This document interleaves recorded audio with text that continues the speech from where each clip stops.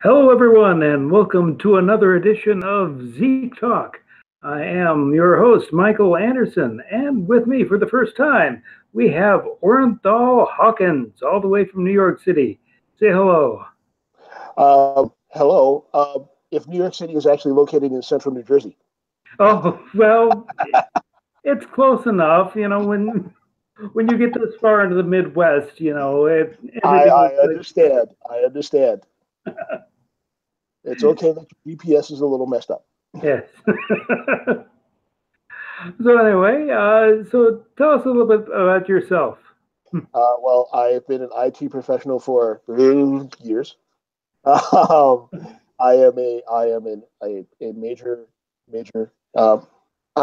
One of my names, my Xbox Live handle is Odorkable because I am a dork and I am adorable, and that's pretty much it. Um, I am also a member of the Temple of Bad podcast, where we talk about movies that are so bad they're almost a religious experience. And I have the usual nerd affections of I have too many toys, I have too many movies, I have too many books, um, and I also have like interests that run kind of counter or sideways to most of our nerdy world. Mhm. Um, I'm big into westerns. I used to watch those with my dad when I was growing up. Um, I actually am into pop culture and wrestling. Um, Wow, one so of us, one of us. yes, so yeah, I am all over the place. So prepare for some tangents. Okay, we are well used to tangents here on All right. Zig Talk. So anyway, you'd say you're talking about bad movies that are like a religious experience. What is probably your favorite bad movie? I have a lot I love, but a couple offhand. The Wild World of Batwoman, Oh yes, which is very, very weird. And if you've never seen it, you should go out and find it. bring some Missile to the soup. Moon. Missile to the Moon is awesome. And The Lost Skeleton of Cadavra, which is actually a parody of movies of that type. Um, I suggest everyone who hasn't seen any of those check those out. They're ridiculously awful. Oh, okay. So we were just talking about alpha movies around here the other day, and we're going to have a screening of Skidoo, which I'm not sure you've ever seen. Skidoo. I have never seen Skidoo, Are and you aware of Skidoo? I am not aware of Skidoo. I mean, Okay. I have seen some really awful movies, but I am not aware of Skidoo. Well, Skidoo has a wonderful pedigree. It's from Otto Preminger, who gave us Anatomy for a Murder. It stars Jackie Gleason, Groucho Marx, Carol Channing, Peter Lawford, uh, Austin Pendleton, has songs by Harry Nilsson.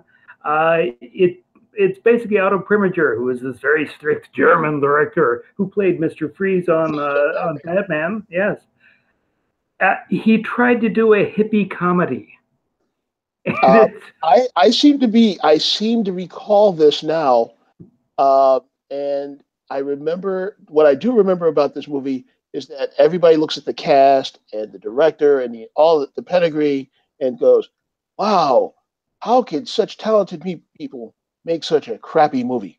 exactly. It's not so much. It sort of defies crappiness. It's like your jaw just drops an inch like every couple minutes, until by the end of it you're like, what am I How, watching? how did that happen? But yes, it's well worth tracking down. It finally came out. The Auto Preminger estate tried to suppress it for many years. I myself first saw it at a screening at the Museum of Modern Art, of all places. Dragged Jen to it, and she is now a firm believer in Skidoo as well. And you can find it on YouTube. Some kind soul has put it up on YouTube for the world to What? see. Well, two things I have to say. First of all, skidoo sounds like a magic word, and it sounds like it should open doors or something. And secondly, my first exposure to Otto Preminger, and I think everyone in our wheelhouse, our first exposure was as Mister Freeze on Batman, And I still remember how we would always essentially finish every phrase with the wild, wild. And I'm like, what the hell was that? It is the 60s, man. Don't ask. Okay. But anyway, off on a tangent, or actually leaping onto our topic, which is the Arrowverse, which is another nerdy pursuit, and something that I don't think either of us ever expected to see in our lifetimes, which is, a set of interlocking shows set in the DC universe on television. Well, I have to say, not only did we not expect it to actually happen, we didn't expect it to happen with the initial character being Green Arrow. Yes. So, I mean, they took a B-lister, and let's be real, Green Arrow is a B-lister, and they revolved an entire show around him, and it was like, hey, this is great. What else can we mind? Basically, the thought was, what are they not using in the movies? Yeah. And so I was like, and at the time, they were using Flash in the movies, and they're like, hey, I think we're ready for superpowers. How about the Flash? It's like, okay. And then we get from Flash, we get Legends of Tomorrow, and then we get Supergirl, and then I'm like, wow, this is a lot. Yeah. Yeah, this is something, before, the superhero shows, in the 90s, you had Lois and Clark, and you had the Flash, the original Flash.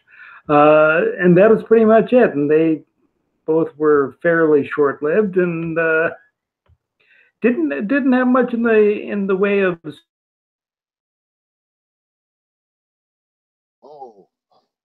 And when you had the Incredible Hulk, who really just fought, small town gangsters. Well, a lot of superhero shows started out. If you go back all the way to the Adventures of Superman, he fought small town gangsters, the occasional robot. There wasn't a lot of superpower menaces for him to fight. Also, simply because the special effects for Superman alone were huge. So adding anything else in there was difficult. And even if you go back further to the radio program, all he did was fight gangsters for the most part. And then as we go along, they're still fighting gangsters. I mean, Wonder Woman occasionally fought the occasional superpower menace, but a lot of it was fighting crime bosses. It was an extension of her work as a spy, as Diana Prince's work as a spy. And the Hulk was basically the wandering Bruce Banner getting into situations with normal people and normal bad guys. And then basically the bad guys not knowing, man, if we hurt this guy, a large green monster is going to come out. And then a large green monster would come out and then beat the hell out of him. Yes. After they would they'd beat Bruce Banner up and accidentally throw him behind some barrels. And all of a sudden, wait a second, this green monster came out from behind the barrels. There were always conveniently throw him away from, and so you couldn't see his transformation. Yes. I was always like, that's convenient.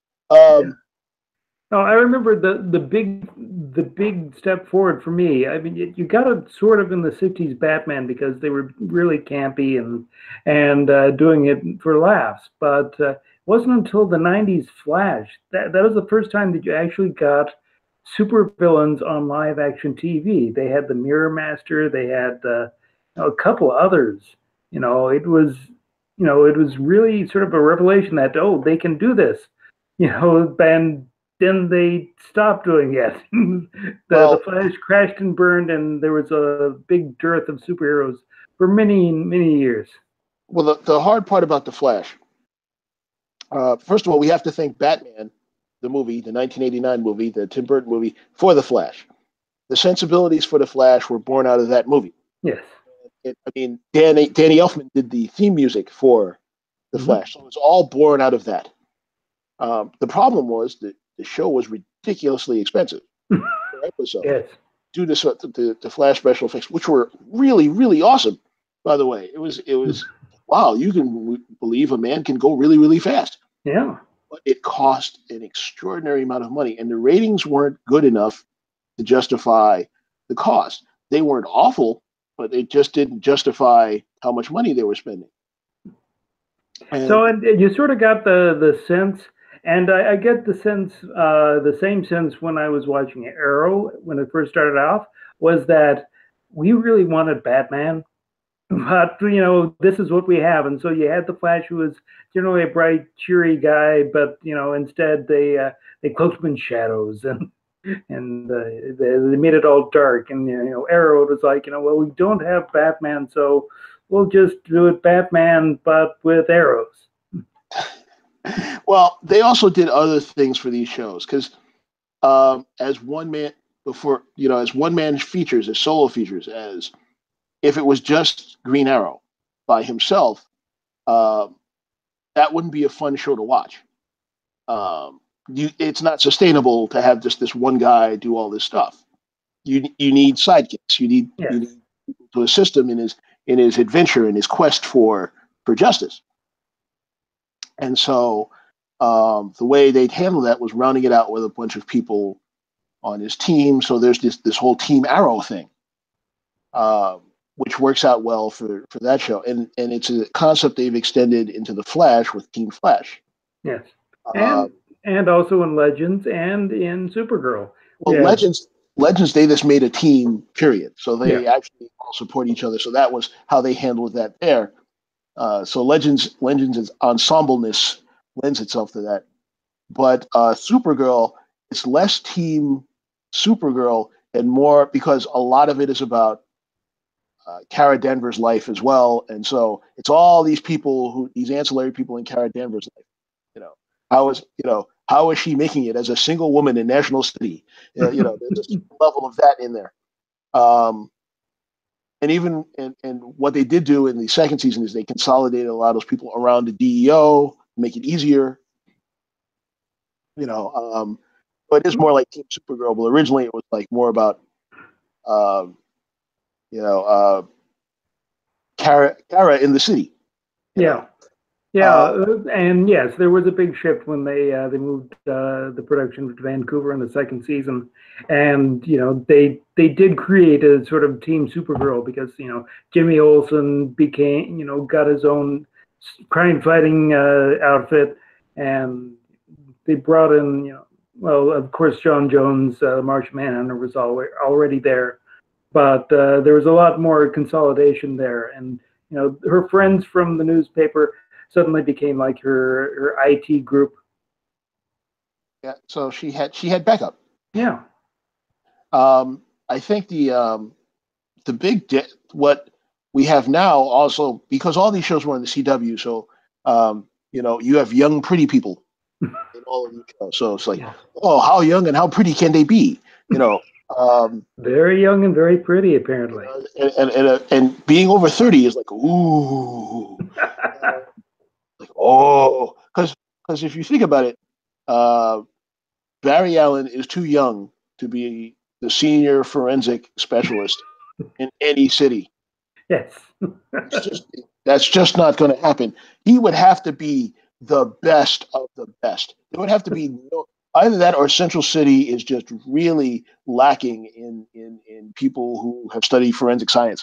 He certainly can't be the best of the best because I think it's been like 3 seasons since he's actually done any work with the police, it seems like. Yeah, it doesn't feel like he goes to crime scenes anymore. But there's a lot that Barry does that we can talk about later. But the departure now we have from these shows is now we have Black Lightning, which is not part of the, it's not part of the interconnectedness of this, partially because they shoot in Atlanta, but also because it's about different things. There are fewer metahumans in the universe that we're dealing with Black Lightning. It's about subjects that are sometimes hard to talk about. It's about race and class and bad guys have deeper motivations than just being evil in many respects. So it's deeper than that, and it is also really there's very little in terms of team Black Lightning.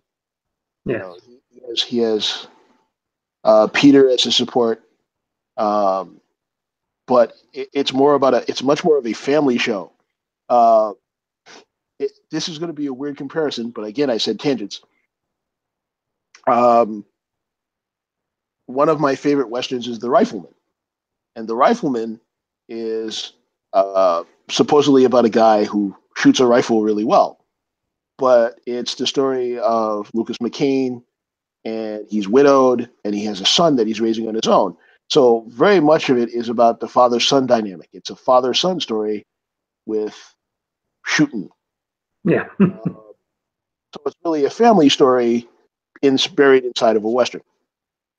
Uh, Black Lightning, in many respects, aside from its social political aspects, is a family story bedded inside of a superhero show because Yes. it really is about the family of Jefferson Pierce Mm-hmm. and how they interact with the world. So it's very it is their deep superhero show, and it's Yes. proof that superheroes can be deep. You know, Yeah, I have to agree that Black Lightning, you know, compared to something like The Flash, where you have Gorilla Grodd and outlandish superheroes, Black Lightning does come off as a much more serious show.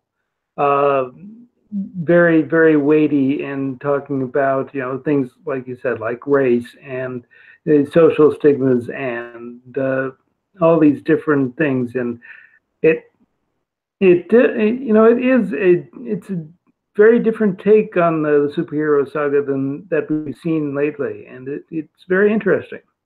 well, one of my favorite things about it is also, as a man of a certain age, it's nice to see people my age, um, or younger, but not much younger, leading it at top of the show. For a CW show, to have Cress Williams, who is in his 40s, um, lead the show as Black Lightning is a big deal on the CW because Yeah. it's like, wow, you mean he's even older than 30? It's like 30 is some sort of magical age on the CW where you be, I'm melting, I'm melting. It's just, no, you have to go. Why? Well, there's a 3 in front of your age. So, They normally have the token over 30. yes, they always have to have one adult Yes. in the room. If The Harrison Moses, as it were. if you look at the Flash, we started out with the adults were Joe and Harrison Wells. Uh, oh, by the way, yes, villains can be older. I've noticed that villains can be over 30. Heroes, not so much. Although if they run these shows as long as they want to, they're going to hit 30. I think that that bridge has been crossed many times on Arrow. Yes, but it's they're doing um,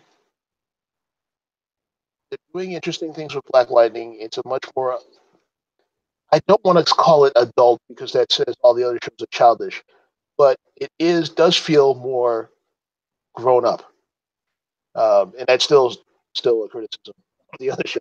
I can't clean that one up, because a lot of the other shows.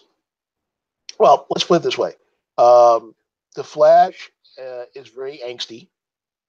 They're Supergirl is rather angsty. Arrow is just made of angst. They just fully constructed out of angst.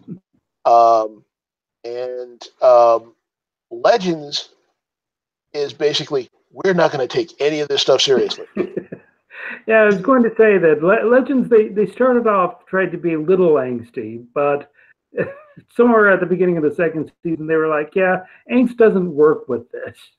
No, they just started leaning into all the ridiculousness of the show. It's like, we're traveling through time. Let's just lean into this. You know, um, although I made a joke earlier today with a friend of mine, and I said, there are always these time travel shows with black people in them. And I always said, you cannot get black people into a time machine because no one wants to go backwards. I can tell you right now, I don't want to go backwards in time. Yeah. I just don't want to go backwards in time. There's not an error, backwards in time. Not a lot of errors which are good for me. Yeah. But it's always funny because they have these cast members who are like, yes, we'll just go back in time. And I'm like, that's it's not a good place for you. Not thinking this one through. Not thinking this one through. But Legends completely. I think that's part of the reason, though, they get away with that is because they just lean into the goofiness of the whole concept. Mm-hmm. And so it's the most lighthearted of the shows. It's actually of the Flash and Arrow and Supergirl. Legends is the one I enjoy the most, even though in many respects it is the dumbest one of the shows because it leans into its dumb. It knows what it is, and it makes no pretense to be anything else. Yes. No, I completely agree. Legends is my personal favorite of the shows as well. I sort of came into it. I watched Arrow when it first came out. I didn't really get into it. What really got me in was the Flash because, especially in the first season, they really embraced the Silver Age aspect of it, where it was, fun, outlandish villains. Every week, Captain Cold, the Heat Master. Gorilla Grodd, I never thought we'd see Gorilla Grodd on a show, because he's ridiculous. Yeah. But, he's worked and he's wonderful. I have to say that in the past couple of seasons, though, the Flash has really, really lent into the angst. I think. Yeah. I think, unfortunately, with a lot of these programs, well, especially since the demographic they're going after, making teens angsty is like shooting fish in a barrel. It's like you don't have to do much, but so it's reflected in what they do there. But so many of the villains. Well, setting aside that 90% of them are speedsters, and that was the thing that hurt them for the last 2 seasons prior to this one. Yes. Season 1, the villain was a speedster, and it was a credible threat, and it threat carried through the season. Yes, and Barry had to learn to run faster in order to beat him. Then the second season. Do it again. Yes, it's another speedster, and Barry has to learn to run faster. Run even faster. And while they did it again, and it was like, okay, the villain was creepy and so on and so forth, and still a credible threat, you lost a little something by doing a speedster again.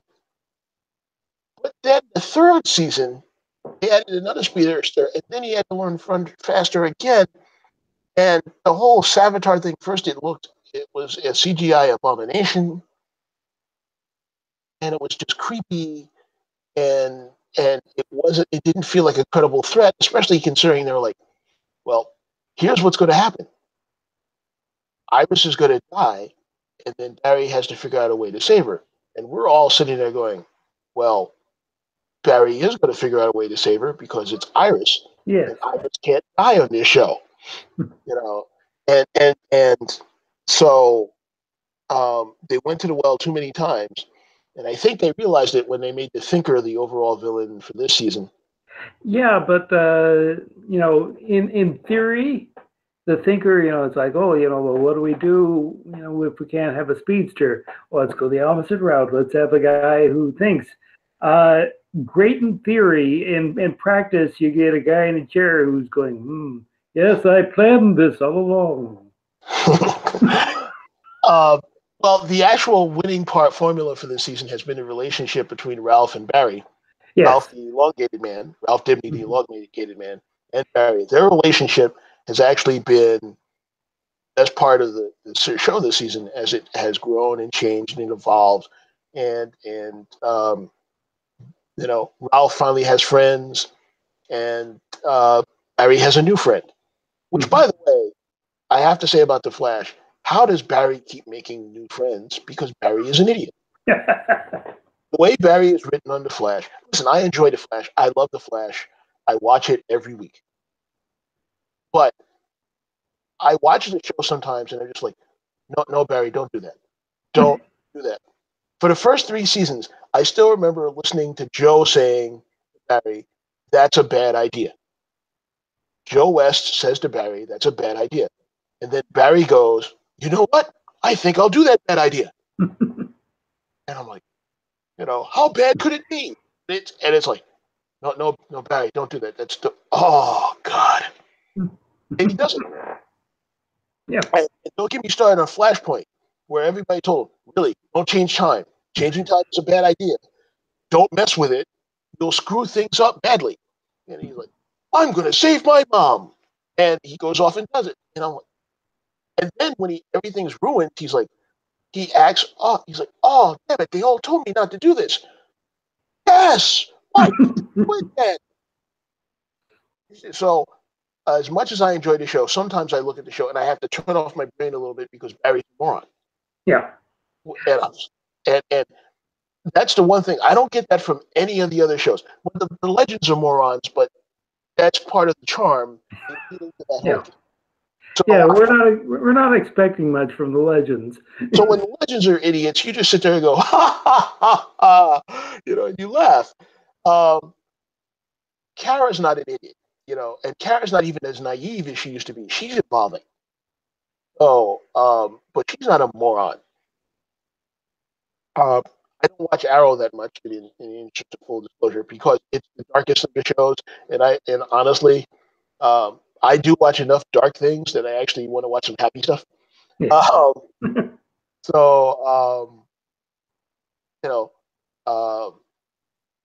Ollie is not necessarily a moron. Ollie does make some bad decisions, but it's not necessarily. It doesn't come from a place of stupidity. It often comes from a place of, I feel like I have to do this because I think it's the best thing to do, and maybe other people won't get hurt. And I'm like, you might want to rethink that. But he's less. His dumb is less impulsive than Barry's dumb. It seems like he thinks things out. He just makes the wrong decision. Barry's just like, I have decided. And also, Barry's ability to, these are your friends.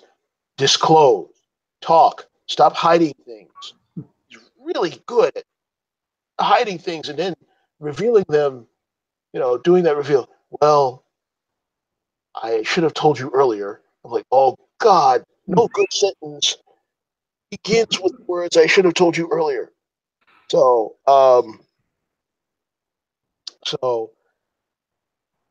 these shows have their own unique flavor, but they also have some commonalities running through them as they're all, same production company, same production values, and so on and so forth. But I really, one of my favorite things every year is the crossover. Oh yes. So the crossover really, I always find that entertaining.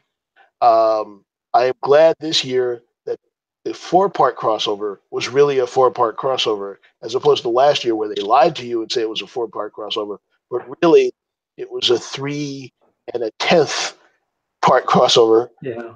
I mean, I read about that, and they have a pretty good excuse for that because, when they were planning it, they didn't know whether or not Supergirl was going to be a part of it, so it was planned as a 3-part, and then they were like, oh, we have to include Supergirl too.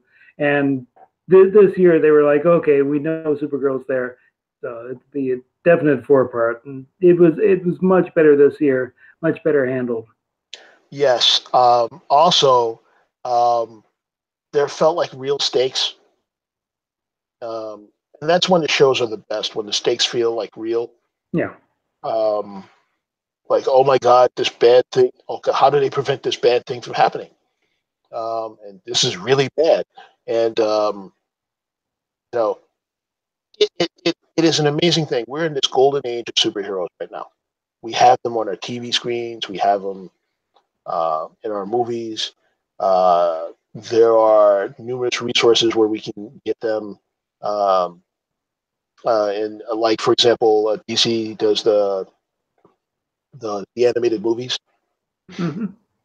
So there are options. Yeah. And I remember being a kid, and I remember reading these pages in comic books. I'm like, well, this is great. They can do anything in comic books, but they can't do anything, all of this stuff in movies. And now we have movies where it's like, oh yeah, we got that. We can do that. Yeah.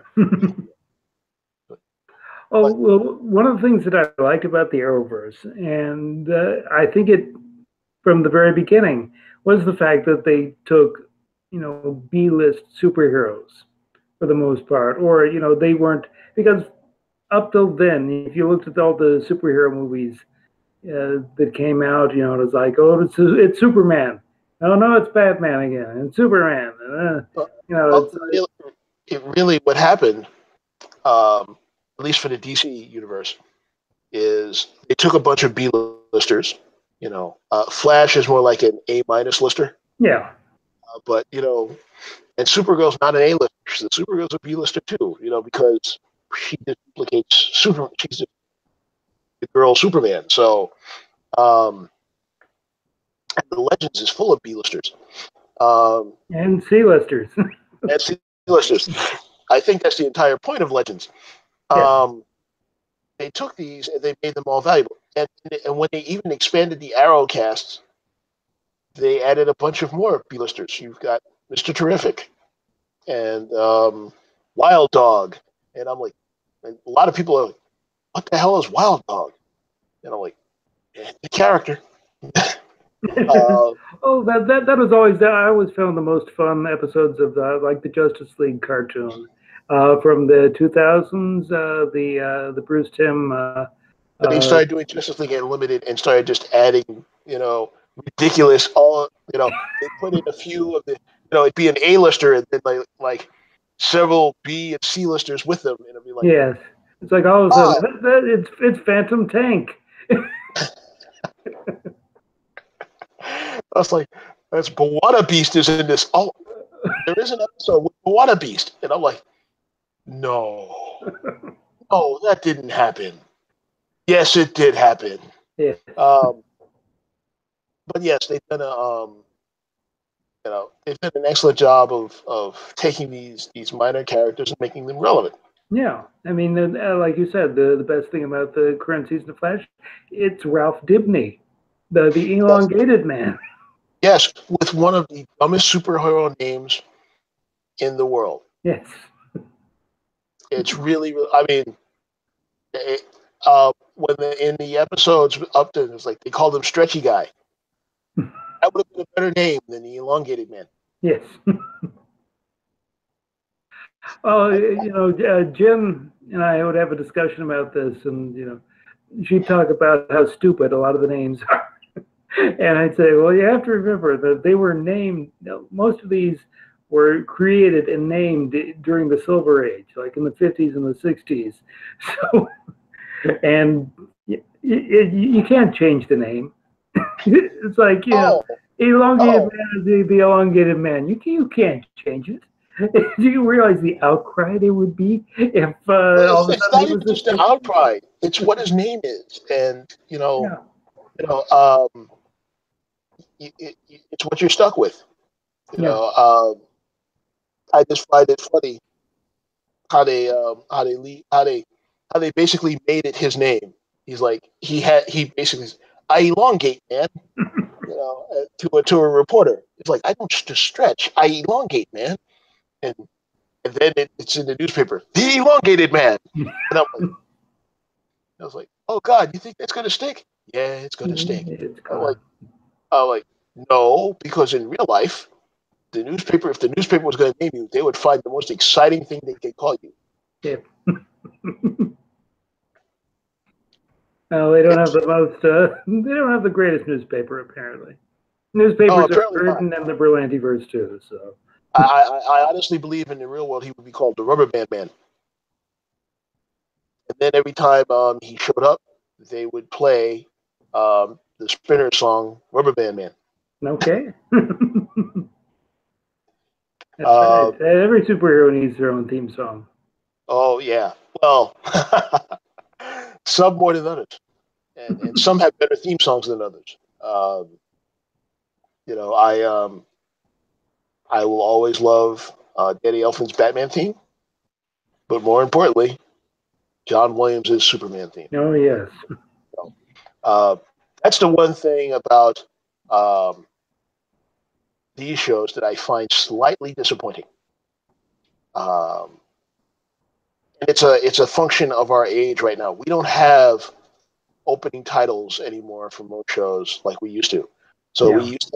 we used to have time for opening titles, but because the length of shows has shrunk, we've added more commercials. So the length of programming has shrunk. So you have to make up that time somewhere to fit it into your story. And the way they've made up time is by removing much of the title sequences. Yeah. So we've lost good theme songs. And I still remember the Flash theme song from the '90s show, and there was time to have a theme song. Yeah. None of these shows has a good theme song. You know, uh, there is, although Supergirls would be the best because there's a sort of stirring, you know, It's not so stirring much uplifting. not so much a theme as a sort of a oh, leitmotif. It's like Yes, but boom, there's a certain uplifting, yes. boom. Uh, the As much as a theme as you can get with like four notes, and then into the action. Yeah, well, the theme to Black Lightning is just a couple of lines from a rap lyric, and Yeah. I'm just like, really, really, that's even worse because there's no context Yeah. except the word Black Lightning are mentioned, and I'm like, wow, we have really lost the ability to have theme songs, which is to skip something else. One of the great things about watching the Netflix shows on Marvel's Netflix shows, one of the great is they have these opening titles and music, which is awesome. Yeah. Because we're not worried about that. There's no commercials and there's no time constraints. But one of the unfortunate things we lost on these Arrowverse shows, there is you know, there's no recognizable music attached to these people. Yeah. You know, there's incidental background. I can tell Barry's music because of the sense that it's supposed to give you a speed. You know, uh, Supergirl's music with the rousingness. But don't ask me what the Legends music is. Yeah. And Arrow's music is just dark and angsty. It's just, And that's the thing is music these days does seem to have a sameness on television. I've been purchasing the original series for Star Trek, the original soundtrack for that. They finally came out. It came out in a box set, 15 discs, and they finally released it. For download where you can get it a lot cheaper. But it's like I can hum along to all the music. Yeah, it's like I remember all the music from Star Trek because it was a different time and a different composition style. Where they really make the music stand out. Whereas these days, it's not designed to stand out. It started the trend with the Next Generation, Star Trek: The Next Generation, where the composers complained that whenever they put a melody in it, the producers would say, "Take it out," because we don't want to hear a melody. We don't want to distract from what's going on the screen. And well, I think and that seems to have been the prevailing attitude towards music for the past 20, 30 years is, don't be intrusive. Don't try to put any of this melody in there. Just make it emotional. some of that is also again goes back to just time. Mm-hmm. Although I will say, um, Star Trek: The Next Generation. Um, Deep Space Nine, Voyager, all had really long openings. Oh, yeah. Enterprise had a long opening. You couldn't get away with any of that now. You couldn't do that in any show now. They're just too long. No, not unless you're streaming. If you've seen Star Trek Discovery, longest opening sequence of any of the Star Treks. But wow, but yeah, there's you can't do it anymore. yeah. I'm always shocked, like when I watch an occasional procedural, and I'm like, wow, they had full titles. Wow, I didn't catch that. Yeah. Oh, they weren't that long because I've timed them on some occasions. Like, it used to be like 30 seconds. They're like, they did 20 seconds. They gained 10. All right, get you. I got it now. Yeah.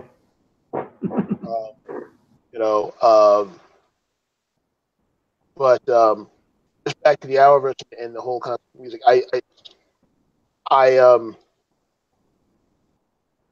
None of the characters has a signature in that respect, and that's something that's missing. Yeah. And it would be nice for them to have. I mean, they have a signature, but it's not something that sticks in your head. Yeah, it's more a signature sound than it is a signature theme song. Yeah, it would. That being said, they've also, speaking of music and going on a tangent, but still related,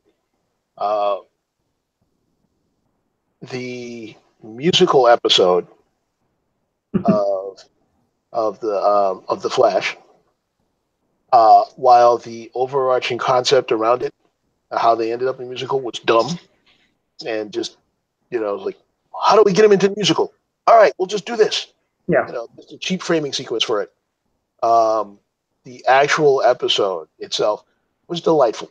It was, yes. Being a fan of musicals myself, I was like, well, this is adorable. Also, it helps to have a lot of people in your cast. Yeah, who can really sing and dance. Yeah. Who can really sing. I noticed there was no Arrow people in the episode. But they got people from Legends and from did they get anyone from Legends? Yes, they did. Victor Garber was in the episode. So yes, they had people from Legends and from Supergirl, of course, and from the Flash. Yeah. They had so many people who could sing, and it's like that's a lot of fun, and that's something that these shows have provided. Yes. Fun. The fun is the thing that I think brings me back to the shows more than anything else, more than the angst, more than the excitement. It's the fun and the joy that it has with what they have, and I think we lose that when they get a little bit too dark. I think too often we talk about going to the speedster well, but also the fact that they tend to create the overall villain for the season is someone who, the villain is not only someone who's trying to accomplish, a nefarious goal. It's someone that doesn't like the Flash, but they aren't going to attack him. We're going to attack everything that he loves. We will take it from him one by one. Yeah, I've never understood that. Just get rid of the guy you want to get rid of. Yeah. I want to toy with him. It's like, no, don't you understand? Why? If you're toying with him, you give him time to come up with a plan to defeat you. And this is a thing that has repeatedly happened to all the villains. And you would think that they would learn. It's like, and not only that, but it just gets to be, it's like, now we have to see Barry Allen crying again. It's like I don't tune into the Flash to see Barry Allen crying and being all angsty. I tune in to see him running really fast and fighting the bad guys. Listen, sometimes I think the bad guys on these shows need giant mustaches, handlebar mustaches, so they can twirl them. Yes. And I'm like, mine is a maniacal laugh. Well, I think that's one of the things that, like Captain Cold, he was such a breakout character because he understood what kind of show he was in. Yeah. Too many of the villains, are like Dawson's Creek. They're Dawson's Creek villains that I will say they don't have the handlebar mustache. They're just looking good, and they're doing some evil stuff, but they're looking good. It's like, here's the thing: the handlebar mustacheness actually works if for these shows. Yes. You know, the overly complicated the plots, don't necessarily. But like for example, Captain Cold, Wentworth Miller's Captain Cold, he chewed the scenery. Oh, he did. Yes, it was glorious. Because he was chewing the scenery. And here's the thing: putting it with Dominic Purcell, he also chewed the scenery just in a different way. His Rory is just very, yes, I'm just going to talk in this way. I'm going to be angry all the time, but you'll be able to see my sensitivity on occasion. But the idea is that they were just like, well, we're in a comic book show about let's be comic book villains. Yeah. And they were comic book villains. And some of these people are like, I am an actor. And I'm like, no. You are a comic book villain. Yes. And you don't have to be campy. That's Batman style. You just don't have to be like, I am an actor. You don't have to do that. You don't have to do that. And it's always better when the bad guys just kind of like have fun with it. Yeah. Although So what did you say is the things that you like most and annoy you most about the Arrowverse shows? I really like. There's a sense of fun and joy in most of the shows, and I really enjoy that. And it looks like people are having fun doing the show, and so I have fun watching it. Even despite the fact that the writing is sometimes lazy, and sometimes I'm like, well, I know what the big twist is going to be at the end of it, and yes, I was right. Yes, and if you watch enough TV for long enough, you learn all the tricks, and then you can figure them out before the show ends. That does not mean that the person who does that is psychic or anything. It just means they watched a lot of television. Yeah. But even though that there are limitations to the show and so on and so forth, I have fun when I watch it. When I watch the episodes, I leave feeling all right. That was good. I sit up a little straighter and I feel good. What I don't like about the shows, they all have their weaknesses. I will point to the Flash because it's an easy target these days. Easy target. Stupid Barry. I know why they've made Barry stupid. I understand why they have because super speed is an impossible power to defeat in the real world. You cannot defeat anyone who can do super speed. You just can't. They're ahead of you all the time. You just can't win. It is literally the ultimate power in the comic book universe. The only way you can do that is create artificial barriers to stop him. Is to create artificial barriers to the speed to make it either more cerebral or so on and so forth. But physically, you cannot beat a speech. But aside from that, they also have to make him dumb so his team actually has value. Mm-hmm. So that these people have something to do. Because if Barry was smart, then he wouldn't need them, and the show would be over in 2 minutes. Yeah. So I understand why they make him stupid. It's just sometimes he's too dumb. Yeah. Also, I have to say, I'm really bothered by something that happened in the Flash recently. And spoiler alert for those of you who have not seen the last 2 or 3 episodes. The thinker, Clifford DeVoe, framed Barry by killing his old body and doing it with a knife that Barry held earlier in the day. Yeah. So he actually framed him but he's not in that body anyway. Ralph impersonates DeVoe to get Barry out of jail. So it makes everybody think DeVoe is alive. My question which he is. Which he is, but his body isn't. His body had to go to the morgue and be embalmed and then buried. That had to happen before the trial. So now DeVoe shows up. Why isn't anybody going, well, what was in the morgue? Did he crawl out of the coffin? He was dead. No one's saying any of this stuff.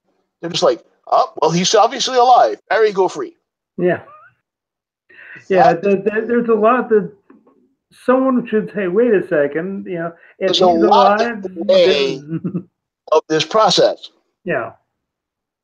And the Flash takes a lot of shortcuts in terms of how things work. And so that is bothersome to me because I'm like, this is not how the court system works. This is not how it's not how forensic science works. This is not how police procedures work. None of this is how any of this stuff works. And they would be better served if they did a little research on some of this stuff.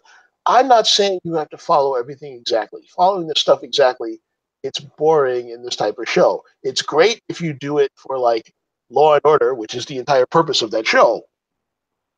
But for this, you need to approximate it a little better. Also, as someone who worked for a neighborhood news organization, someone who worked for a news organization at one point, news organizations don't work the way they do in Supergirl. That's not how that happens. So again, shortcuts. Those are less egregious unless you specifically know anything about the industry. But you don't have to know anything about criminal justice to know that the Flash is just taking, just keeping over things. Yeah. In the Arrowverse, the fact that Oliver Queen is mayor, again, politics does not work like that. So there's a lot of times where their shortcuts are very egregious, and I notice. Black Lightning hasn't been on the air long enough yet for me to actually know where it's going to take the shortcuts, but it feels less like they're willing to do that. And Legends, again, Legends is supposed to be big, doofy fun. So shortcuts are like just par for the course. Yeah. And it's a different type of show, and they can get away with it. And also, you can explain away all of the shortcuts most of the shortcuts in Legends by one thing. Well, it's time travel. Yeah. It's time travel, and also they have a magic ship. Yeah. The thing about Legends is they're jumping around. It isn't like, The Flash, where, they're in the same location week after week after week, and you have to deal with the consequences of, if Barry gets convicted one week, then, he can get, in order to get off, there's a system in place. Whereas the Legends are just going to be there for an episode, and so they'll come up with a little way at the end of the episode instead of, they would have come up with, impersonating DeVoe by the end of the episode, and the whole thing about the fact that we spent 3 episodes with him dead and in the ground, and an autopsy report on someone's desk, not so much of a deal breaker. Yeah, the Legends also, a Legends in many respects is about the conceit of each episode. So, like you said, they're going to be in that place for one episode. So, but it's about the conceit of that episode. So, they're in this era now, and so they have to dress like this, and they have to say things like this, and they have to be confused by things like this. And or they have to be confused, or they have to have other people be confused at their behavior. So it's all about the individual episode, which actually takes the burden off of having to um, of how you tell the story. It takes the burden off of, well, these characters have to do X, Y, and Z, and it's just like these characters just have to be here. Yeah. So the burden is different, which helps Legends be much more fun in that respect, in that regard. So, question: since pretty much all the shows are A minus to B to even C listers, if you were to bring in some more characters, B listers from the DC universe, what would your deep cut picks be? Ooh, that is a good question. It's funny. If they hadn't used the elongated man, I would have really wanted to see what they could have done with Plastic Man. Yeah. Because that's a different story as well. Although they used a lot of Plastic Man in Elongated Man by making Ralph a disgraced cop, but the whole idea is that Plastic Man is Eel O'Brien criminal, and an accident turns him into a stretchy guy, and his response to that is to be a hero because he feels lucky for escaping. His gratitude. He's also crazy. Yes, that also would have been fun. Yes. Let's see. I'm using Justice League Unlimited as my barometer. I would like to have seen some representation of the Question. Yeah. I think the Question is a great character. I'd like to see how they interpreted him. In Justice League Unlimited, they made him a conspiracy nut, and I think that would be an actual perfect thing to do. And a character with no face. That's just really cool. Yeah. Who else? Who else would I have picked? Fire and Ice. They would be fun. Yes, they would be fun. Fire and Ice being, of course, two members of the Justice League International. Yes. They would be fun. I would have probably. Well, they're already doing Mr. Terrific, so but it would be nice to see him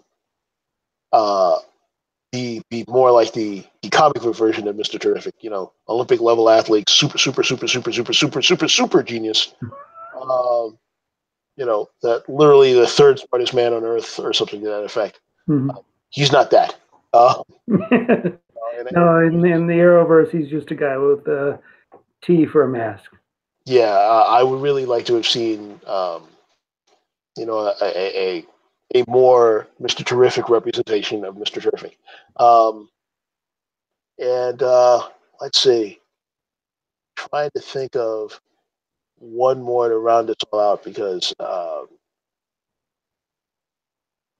no, that's pretty much it. Yeah, that would have been nice. Yeah. Maybe a couple of others of the Seven Soldiers of Victory, Stars and Stripe, the Crimson Avenger. For those who don't know, Green Arrow was part of the Seven Soldiers of Victory. So, which was a comic book super team of people with absolutely no superpowers. It was not a superpowered person in the bunch.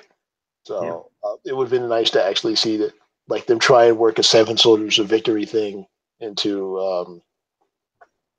The closest they came to actually having superpowers was the Shining Knight, because he wielded Excalibur and rode a flying horse. But that would have been nice. Get the Shining Knight, get the Crimson Avenger, get Stars and Stripe, the Star Spangled Kid and Stripey. Excuse me. No, that's right, Star Spangled Kid and Stripey. I would watch the hell out of that episode. That would be really weird because it was the kid in charge, and the sidekick was the adult. So yeah, I think I would watch if they did the Seven Soldiers of Victory episode Arrow. I would watch the hell out of that. So anyway, yes, the Arrowverse. We're coming to the end of our talk. Uh, Looking forward to what the new season comes from us. We have the season enders coming up soon, or soonish. We're about mid-season, I suppose. Well, Legends of Tomorrow is going to end relatively soon, if only because the full season order is shorter for Legends than it is for the other episodes. It's also shorter for Black Lightning.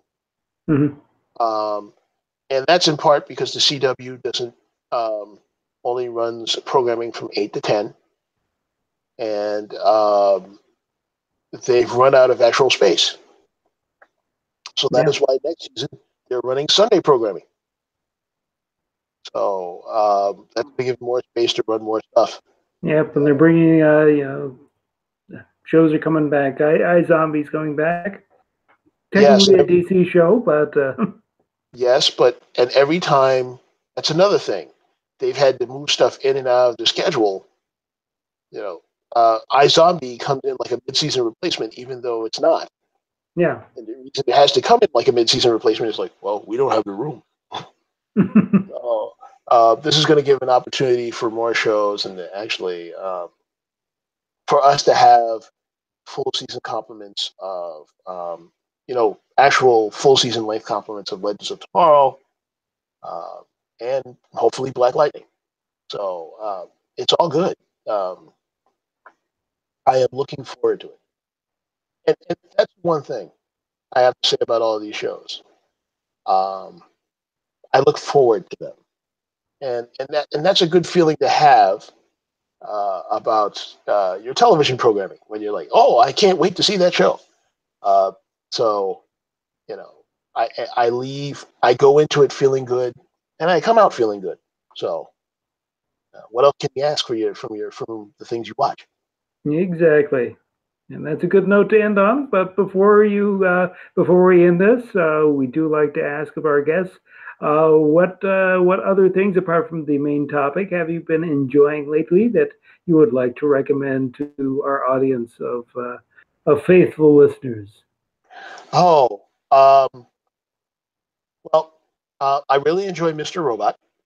For those of Mm-hmm. you who have not seen the program Mr. Robot in USA Network, it is weird and wonderful, and it's one of the few shows on television that gets technology and programming right.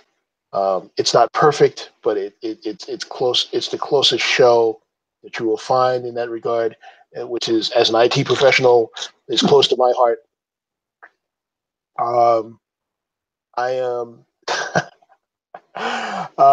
Sometimes I'm a little child, and I have really been enjoying uh, Thunderbirds Go on Amazon Prime. Ooh. It's not made for people my age, but I feel like a big kid when I watch it, so I start enjoying it. Um, and of course, if you have not seen Voltron Legendary Defender, drop what you're doing and watch it on Netflix. It's really good. It's one of those reboots that doesn't crap all over the concepts of the original. Uh, One of the problems I have with most reboots is that they take the original thing, whatever it is, and they crap all over it. Um, and I'm sorry to actually hijack this, but um, there's a point in the Lone Ranger movie that really, really ticks me off. It's Disney's The Lone Ranger, and Armie Hammer is the Lone Ranger, and Johnny Depp is Tonto. And at one point, the Lone Ranger rears back on Silver and yells, "Hi-yo, Silver, away!" which is the money shot for the Lone Ranger. It's what you want the Lone Ranger to do. And then, after he does that, and after they shoot this majestic shot of him sitting on the horse and rearing back, Johnny Depp looks at him and says, "Don't ever do that again." Which is the wrong thing to say at that moment. Yes.